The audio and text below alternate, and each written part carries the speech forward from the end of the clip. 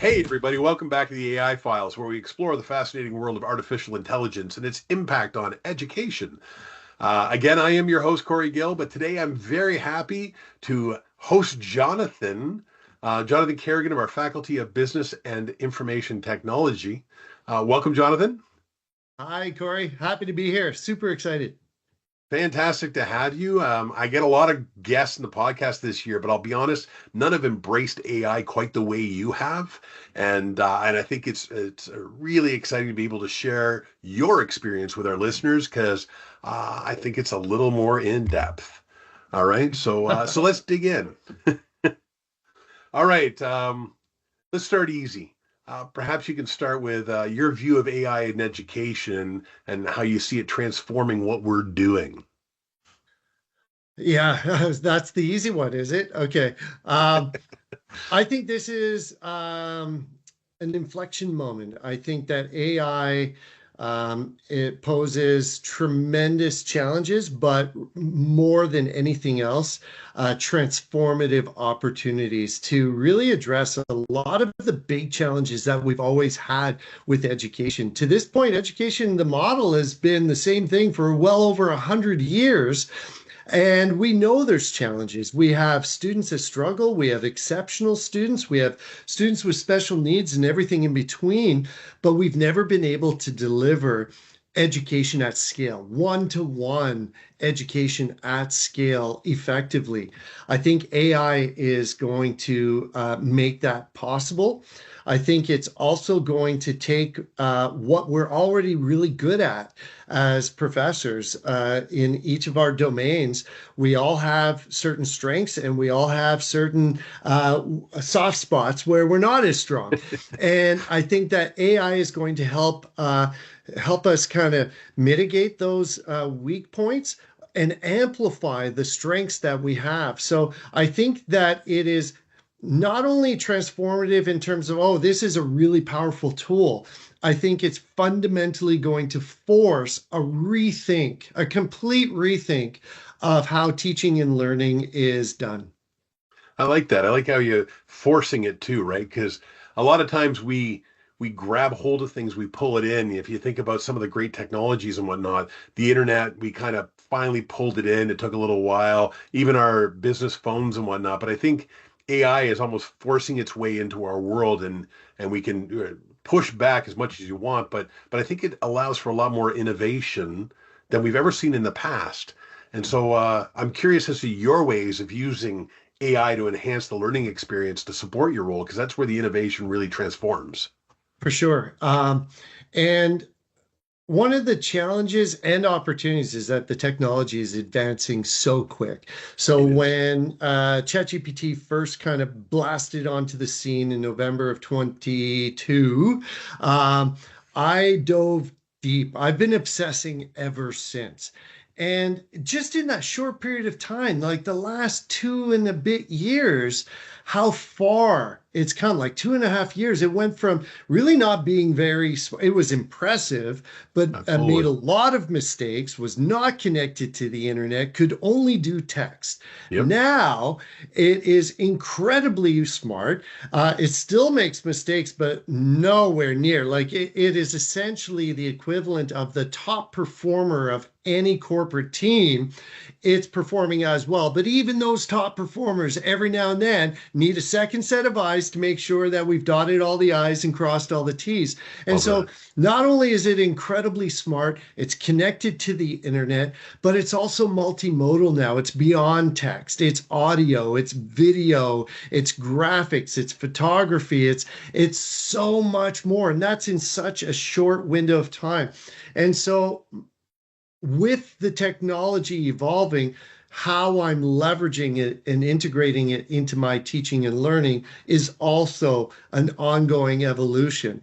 And so the first thing is that I'm all in. I have fully adopted it. This isn't something that I dabble in off to the side. As much as my laptop and the internet, it is fully integrated into my everyday workflow.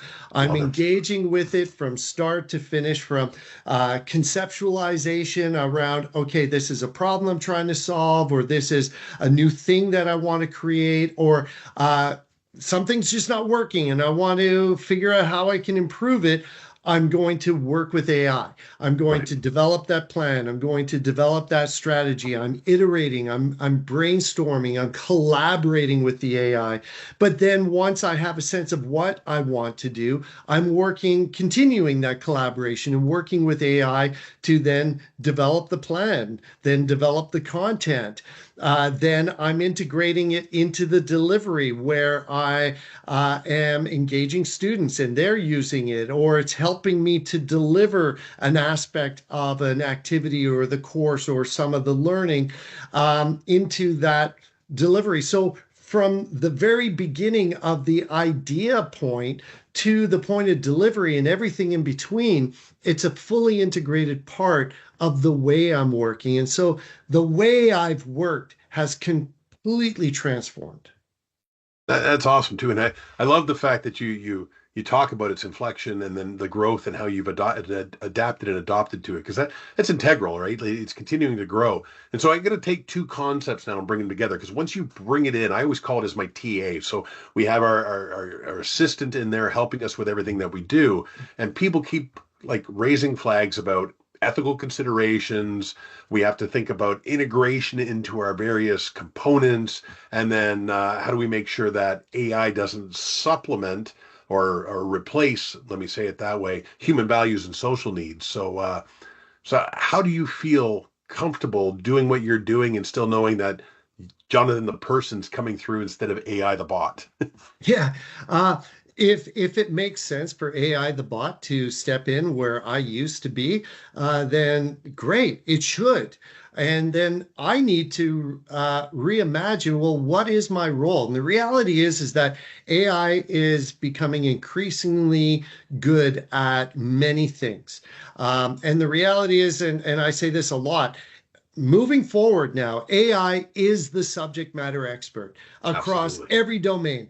The models that are coming out now in certain topics are already PhD level, and the models that are coming out in the months to come, so literally later this spring and into the summer, it will be PhD level across every topic. So AI is the subject matter expert, but we are the contextual expert. We bring the Beautiful. purpose, the intent of what we're trying to achieve.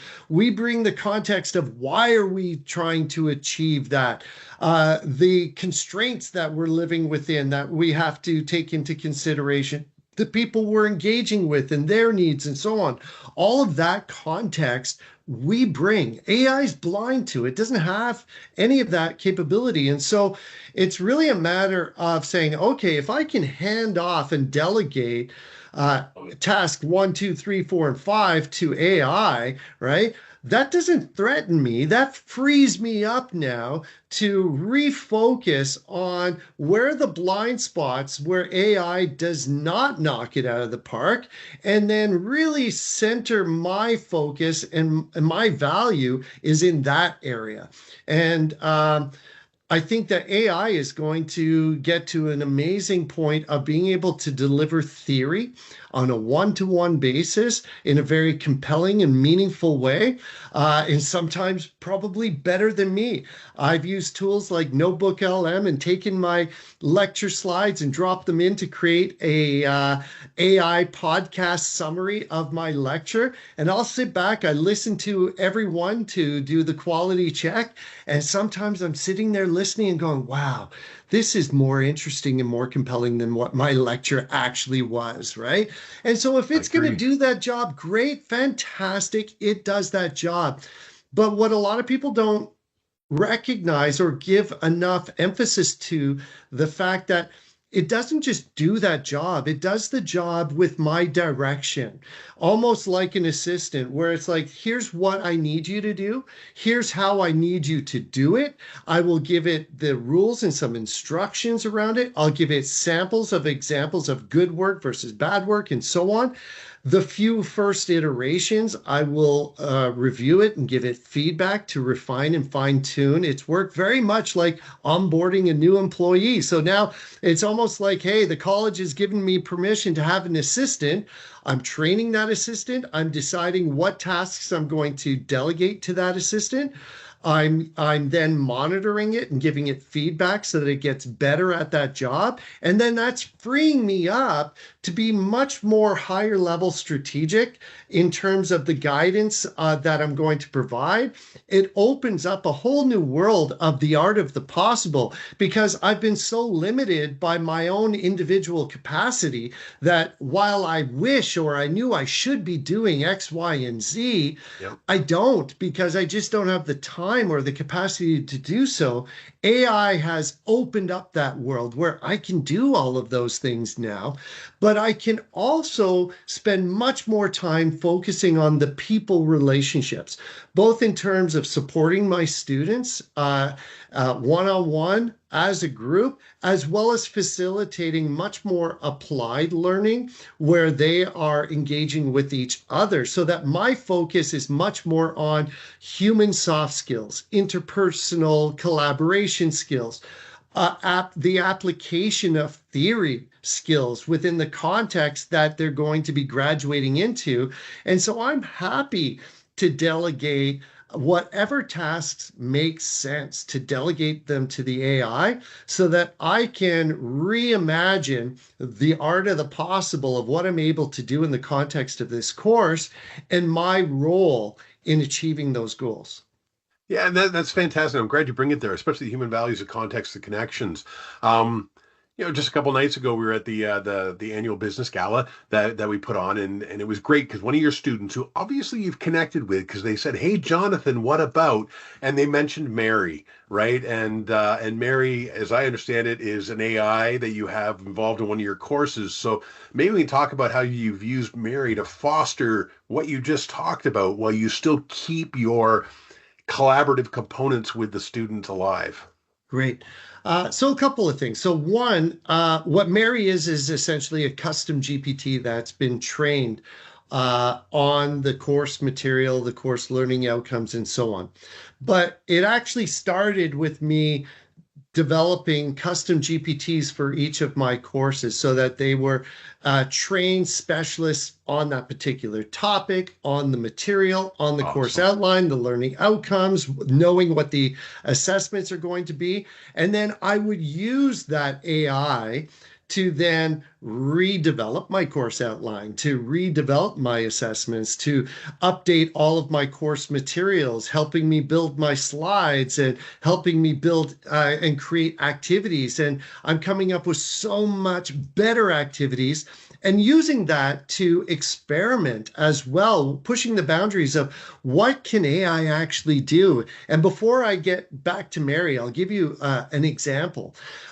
In a course that I teach, a market research course, it's an introduction to the fundamentals of just doing a lot of ethnographic research. So there's a module where they're learning about how to conduct interviews and focus groups and so on. And historically, what we would simply do is to practice, they would pair off and do mock interviews. Okay. Not very realistic. So working in collaboration with the custom GPT that I had developed, I actually developed a full case scenario. And then what they had to do was, out of that case scenario, they had to identify what is the business problem that market research or that research is going to help inform. So what's the decision that management is struggling with that research is going to help inform? And the type of reason, so they've had to define the business problem, they had to define the research objective, then they would go through a series of interviews. And what I did was, working with AI, I created a series of starter prompts that essentially would tell the AI that this is a practice activity. You're going to be interviewed by the student. I want you to adopt this persona. And so the prompt would define the persona that they are to adopt and that they were to answer the questions in character.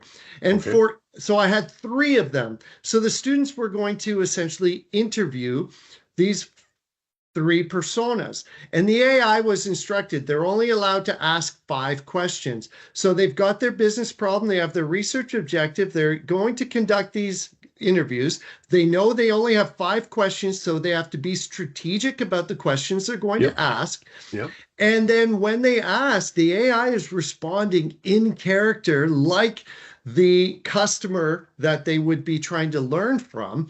Right. And if the students tried to break it, let's say they tried to ask that 6th question, the AI would politely push back and refuse to answer in character. Sorry, I'm late for my yoga class. I have to go now. And it wouldn't Nice. answer any more questions. But then after completing those interviews, they had to then analyze what have we learned from the interviews and then make a recommendation back to the business. And so they submitted a transcript of their interview so that I could see what was the business problem? Did they identify it correctly? Did they do the an appropriate research question? Then how did they approach the interviews? What was the data, their analysis, and then they make a recommendation back to the business.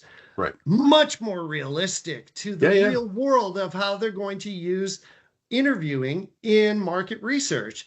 So the AI helped me with that. But then I took what I learned in creating the AI and optimizing it to create a second AI that I called Mary Okay. for the students. So trained on the material, knows the courses, knows the learning outcomes. So the one that helped me was trained in curriculum development and curriculum design. The Mary was trained to be a learning coach, a guide, a tutor. Very So good. it knows the material, but it's never going to give them the answers. It's going to guide them. It's going to challenge them. It'll help them with the materials. And it can do so in any language. So if a student misses the class, they can say, hey, can you give me a summary of what I missed in week 2? And it will. Or they could say, can you give that to me in Hindi? And it will. And they That's can incredible. engage with it where they're having difficulty. So they have one-on-one support 24/7, which they could never get from me. And the students loved it. Yeah, then that's a perfect kind of opportunity to use technology, right? Because Jonathan needs downtime. Jonathan needs to go to bed. Jonathan needs a break. Jonathan needs dinner. Mary doesn't, right? Mary can be up at That's 3 in the right. morning. It can be there at 2 in the afternoon. Mary doesn't sleep. It's perfect. I love it, and that's exactly where AI kind of fits into our landscape now, right? Creative ways we can use it to augment that value that we have, but doesn't change our connection. So that's awesome. Okay. Um, Dream, being mindful of what we're after too, I want to take something crisp from your experience and say, if you could leave our listeners with one parting thought on AI, what would that be? uh, I'm always going to cheat and push the boundaries. Say I'll give you two because they're related. Number one is you need to get on board. This is not going away. AI is just going to get smarter, more capable, more integrated into the platforms and tools that we use every day. It's not going away. You cannot detect it. As students get better and AI gets better, we're going to have to adopt and adapt. Agreed. And so that is number one. Stop fighting it, get on board, and reimagine where does the human fit? Because AI is absolutely going to take over a lot of tasks. And if you do not change, then, and you're doing the tasks that AI can do, and that's how you define your value in this context, you will be replaced. But if you embrace it and acknowledge where AI can actually do a really good job, let's delegate these tasks to AI and then redefine the teaching and learning experience and how the entire learning experience happens and what's my role in it and how am I going to be engaging in both the overall curriculum design, the experiential design, the delivery, and engaging with students and helping them to achieve those course outcomes, you're going to do great. You will not be replaced. And not only that, but you'll be a part of the redefining that future. And so that wave is coming, and we're either going to be washed away by it or we're going to adopt and we're going to start to learn and be able to recognize and see what's coming, both the threats and the opportunities, but we'll be equipped to mitigate those threats and we'll be ready to capitalize on those opportunities.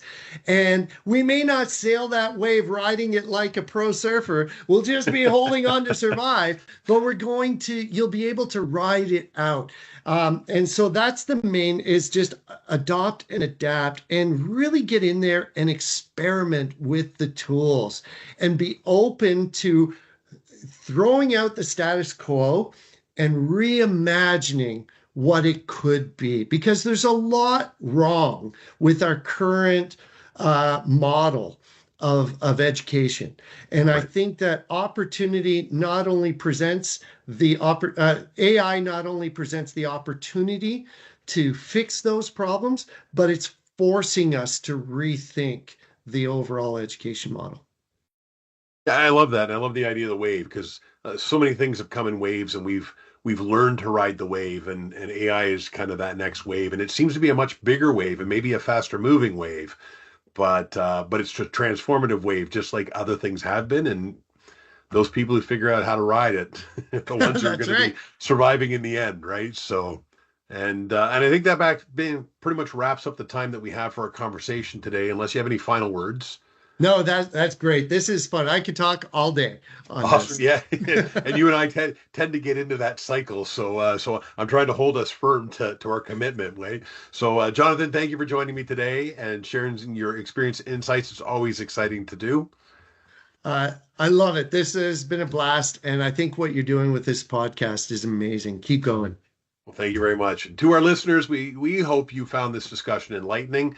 I would encourage you, if you have any questions around AI, reach out to Jonathan. You see him in the hallways, myself included. But as I say, Jonathan, Mary, that kind of environment would be something to engage with over a coffee. And so take the time to do that. Kind of goes into my tagline, right? Be curious, be innovative, but make sure you let AI empower your journey. All right. Thanks, everybody.